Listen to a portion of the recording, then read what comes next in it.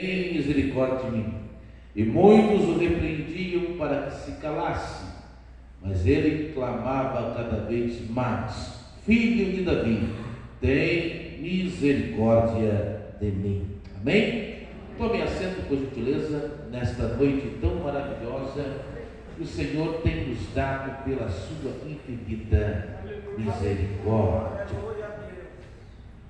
Quando nos voltamos para o Evangelho de Marcos, é interessante que alguns expositores bíblicos, falando deste Evangelho, eles dizem que o Evangelho de Marcos é o Evangelho da ação, porque nós percebemos, obrigado servo de Deus, porque nós percebemos que o Evangelho de Marcos, Cristo sempre está agindo.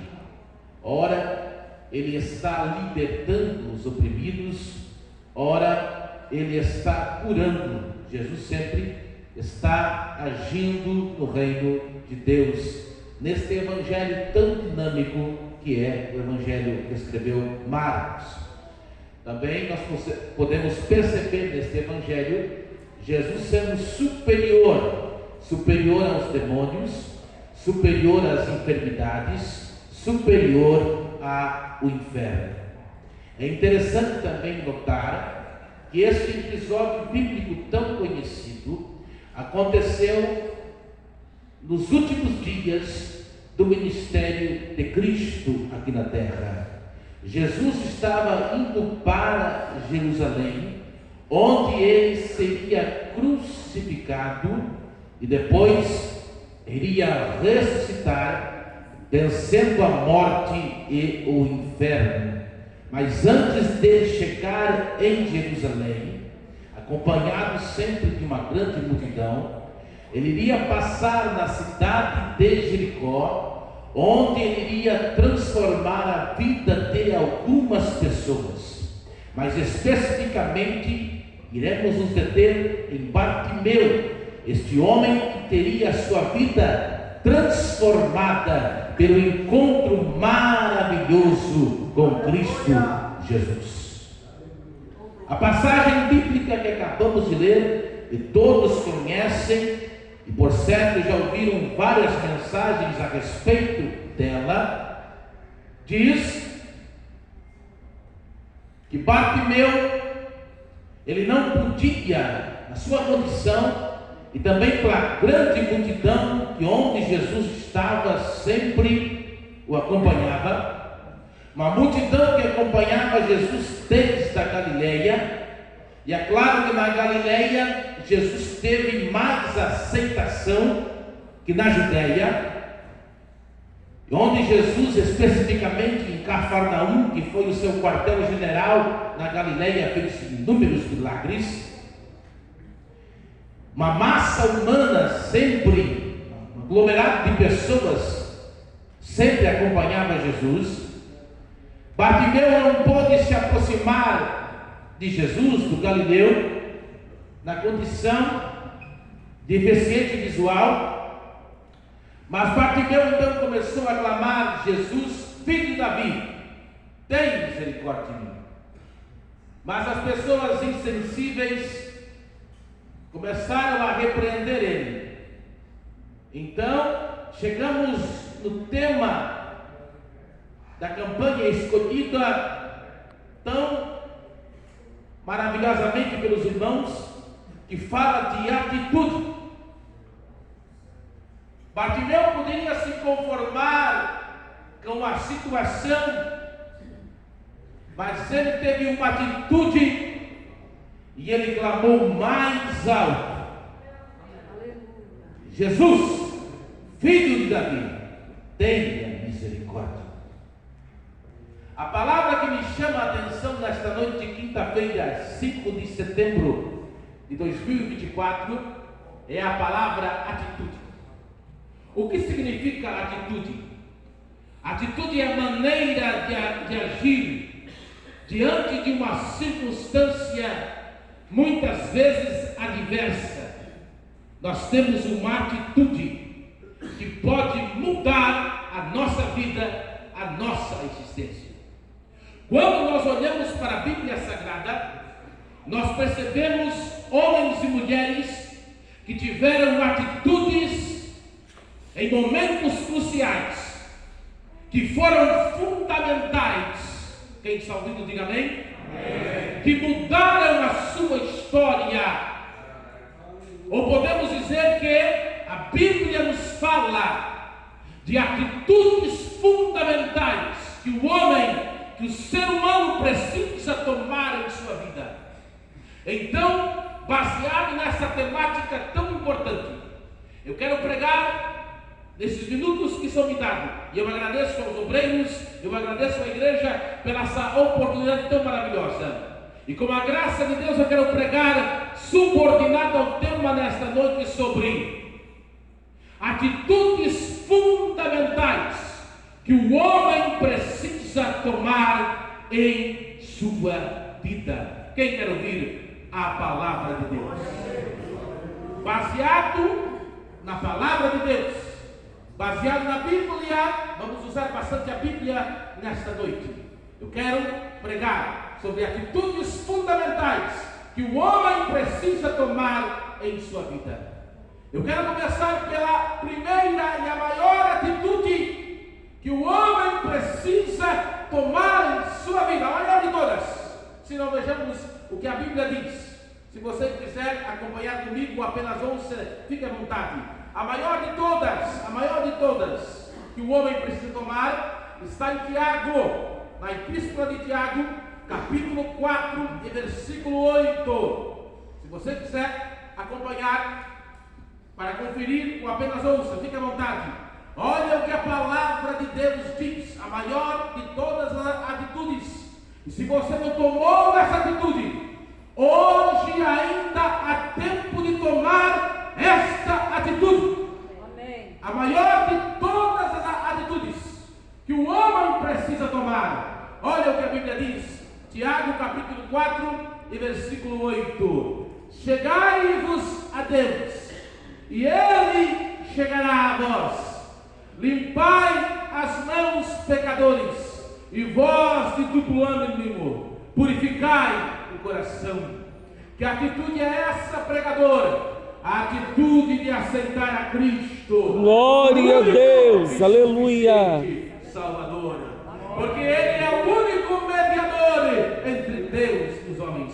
Eu quero perguntar aqui, se você quiser responder, responda. Quem já tomou essa atitude de aceitar a Cristo como o único e suficiente Salvador? A atitude de aceitar a Cristo, oh, coisa linda e maravilhosa. Me lembro quando houve aquele terremoto lá em Filipos, e aquele carcereiro tirou a espada para tirar a sua vida, e Paulo, dentre os escombros, disse: não faça isso. E aquele homem disse: o que devo fazer para ser salvo? E Paulo disse entre os escombros: crê no Senhor Jesus e será salvo tu e a tua casa. E naquela mesma noite a salvação encontrou aquele homem. Glória a Deus. Oh, ele teve uma atitude então, e a salvação encontrou. Coisa linda é quando o homem aceita a Cristo. A história eclesiástica nos fala de ou alguns dizem que foi o maior ganhador de almas, Orlando Boyer, no seu best-seller Heróis da Fé, o chama de o célebre ganhador de almas, Dwight Moody, que alguns dizem que ele ganhou 500.000 almas para Cristo. Dwight Moody pregou nas ruas de Chicago, e diz o historiador que ele ganhava por dia uma alma para Cristo. Aí, com vergonha, nós podemos fazer aqui algo para nós pensar quantas almas neste ano nós ganhamos. E Moody, diz o historiador, ganhava uma alma por dia. E na sua história, o historiador diz que um dia ele não tinha ganhado esta alma, e andando pelas ruas de Chicago, antes que a meia-noite chegasse, ele encontrou um guarda noturno, e passando por aquele guarda noturno, ele perguntou uma pergunta que hoje o Espírito Santo faz para nós nesta noite: é salvo? E aquela pergunta calou no coração daquele guarda noturno, e aquele guarda noturno, depois que Moody virou as costas, gritou: ei homem, quando você perguntou para mim se sou salvo, algo aqui dentro do meu coração tremulou, e aquele homem ajoelhou-se na calçada e disse: olhe por mim, porque eu não tenho certeza da minha salvação, eu quero ser salvo. Nesta noite, o Espírito Santo pergunta para cada um de nós: será que nós temos certeza da nossa vida eterna, da nossa salvação? Porque a primeira atitude fundamental é entregarmos nossa vida a Cristo. Porque o que adianta o homem ganhar o mundo inteiro e perder a sua salvação? É um culto de vitória? Sim. A maior vitória não é ter um carro 0 km na garagem. A maior vitória não é ter uma casa própria. Isso é maravilhoso. Jesus pode dar, sim. Mas a maior vitória é ter um nome escrito no livro da vida. A maior vitória é tomar uma atitude. Glória a Deus, aleluia.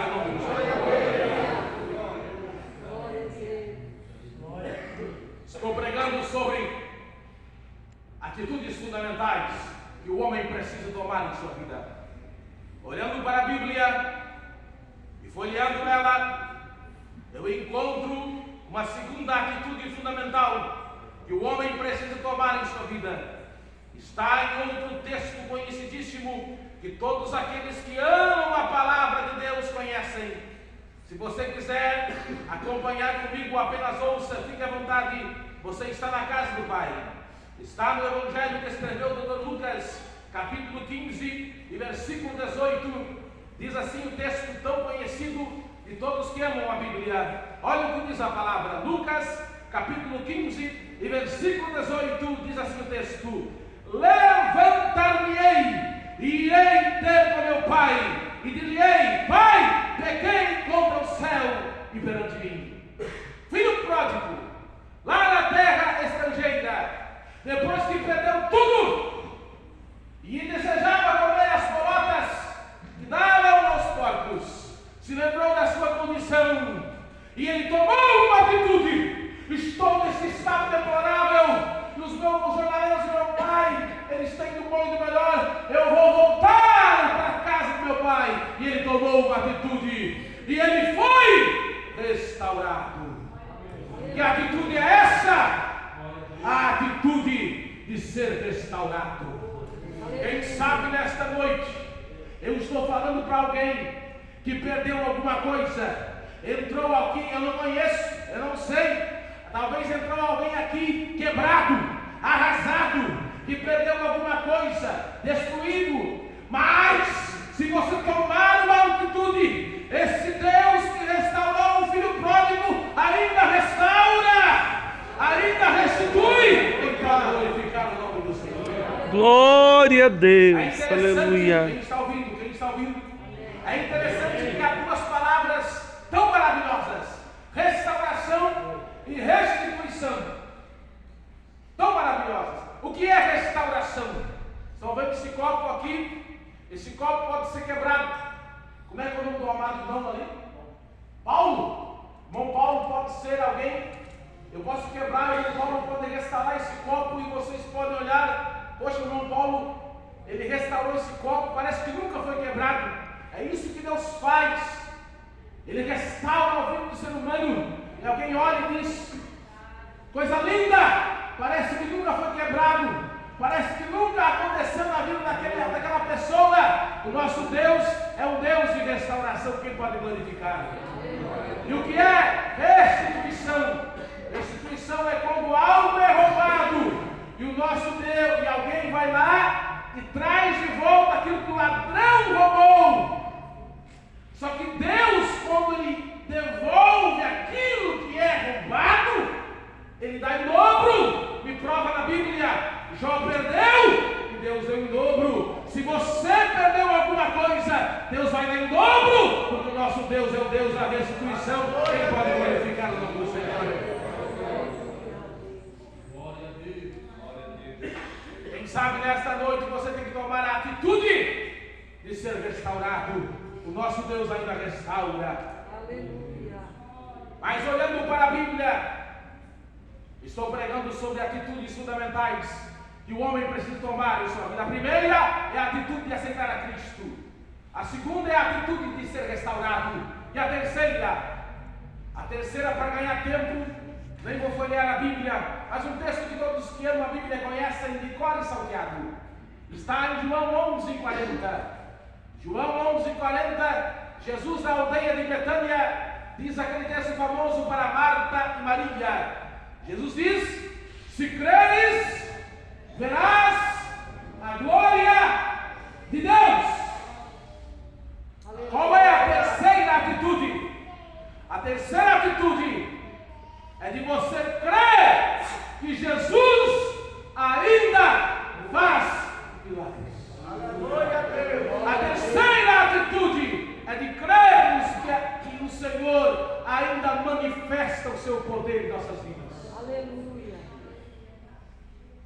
Quem crê? Aleluia. Glória a Deus. Mas para crer, nós precisamos ter atitude. Precisamos ter fé. Precisamos acreditar. Precisamos crer no impossível. Isso exige atitude.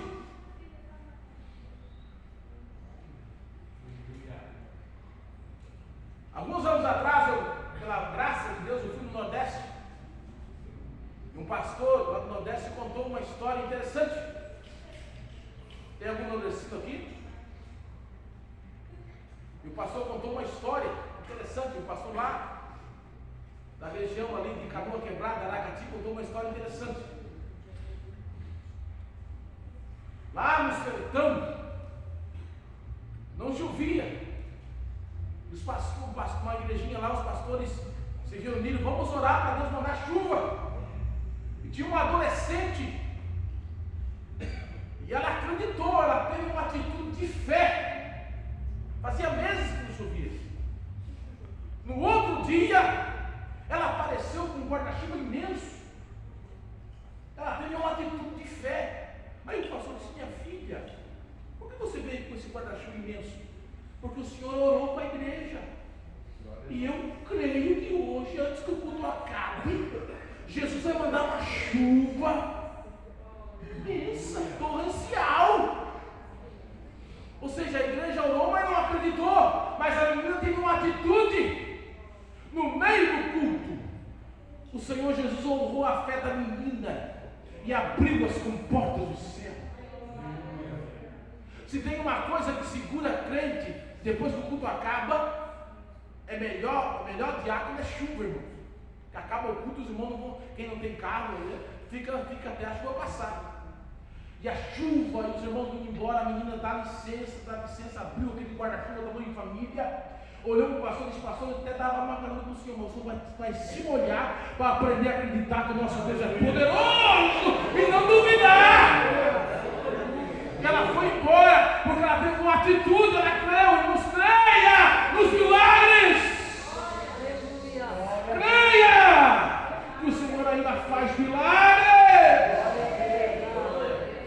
Jesus ainda cura, ainda batiza com o Espírito Santo, ainda faz aquilo que o médico não pode fazer, para glorificar e exaltar o nome do Senhor.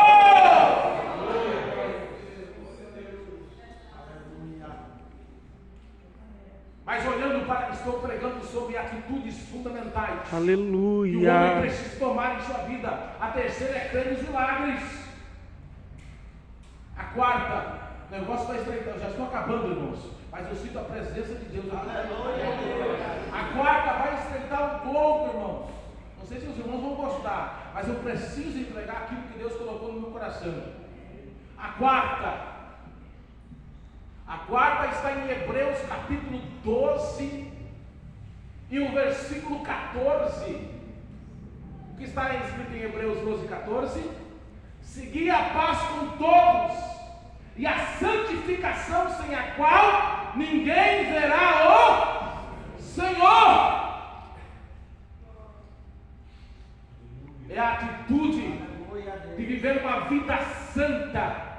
no meio dessa sociedade corrompida, irmãos. É aquilo que Daniel fez. Nós estamos estudando na classe dos jovens. Eu sou professor de escola dominical, pela graça de Deus, lá no Jardim Alessandra, onde o pastor Antônio Zilma é tutorial. Eu leciono para os adultos e para os jovens. Eu lecionei para os jovens a última lição, não, a penúltima lição, sobre o hedonismo, o banquete de Belzazar. Falava sobre o hedonismo, essa sociedade que vive no prazer. O hedonismo é viver no prazer. Não importa o que a Bíblia diz, não importa o que o pastor, o que os homens de Deus dizem, o que a palavra de Deus diz, eles querem viver no prazer, mas nós vivemos daquilo que a palavra de Deus diz. Daniel 1:8 diz que Daniel propôs no seu coração não se contaminar com o manjar do rei, e Deus honrou Daniel. Essa geração é tão pecadora como a geração de Sodoma e Gomorra. E Deus quer te usar no meio dessa geração. Glória a Deus. Deus quer que você faça a diferença. Deus quer que você seja luz no meio das trevas. Deus quer te usar para você ser uma labareda de fogo no meio dessa geração corrompida. É claro, irmãos, que vai se levantar o inimigo, vai se levantar as trevas, mas Deus vai te honrar.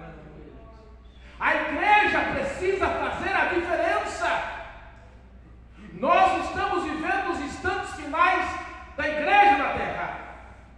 E o que é avivamento? Preciso falar isso. Avivamento é barulho? Faz parte. Mas avivamento é muito mais do que isso. Avivamento é mudança de sociedade, mudança de caráter. Olhe para a história. Meados de 1700, Deus levanta na Inglaterra John Wesley, seu irmão Charles Wesley e George Whitefield. De 10 ingleses, 7 ingleses eram alcoólatras, mas John Wesley, Charles Wesley, George Whitefield tiraram a Inglaterra das trevas. Isso é avivamento. Quem estudou ou estuda em escola pública? Quem estudou em escola pública aqui? Sabe onde surgiu a escola pública? Na reforma protestante, através de Martim Lutero. Porque Martim Lutero dizia que, porque até aquela época, na idade medieval, só os filhos dos ricos estudavam na escola. Mas através da reforma protestante, o ensino veio também para os pobres. Isso é avivamento, irmão. Muda a sociedade. E a escravidão na Inglaterra veio através de Wilberforce, que era metodista, seguidor de John Wesley. Olha o avivamento. Avivamento muda. Não é só ficar aqui com quatro paredes. Começa a mudar a sociedade. É isso que Deus quer fazer através da minha vida e da sua vida. Glória a Deus. Nós precisamos entender isso, irmãos. Quem está entendendo? Amém. É muito mais que ficar entre quatro paredes. Deus quer te usar lá na empresa, lá no colégio, lá na rua, onde você mora, lá na sua família, na sua casa. É o que a irmã Emília acabou de contar lá no presídio, lá nos lugares isolados, onde a sociedade, onde os psicólogos, onde os políticos não vão, a igreja pode ir e mudar. Ei, mas precisa uma atitude, como Isaías disse: eis-me aqui, envia-me a mim. Quem quer se colocar na presença de Deus?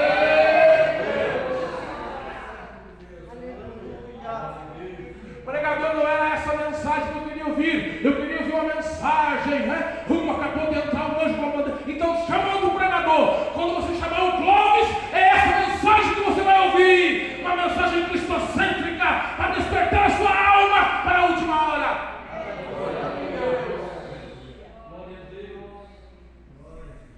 Para terminar no horário.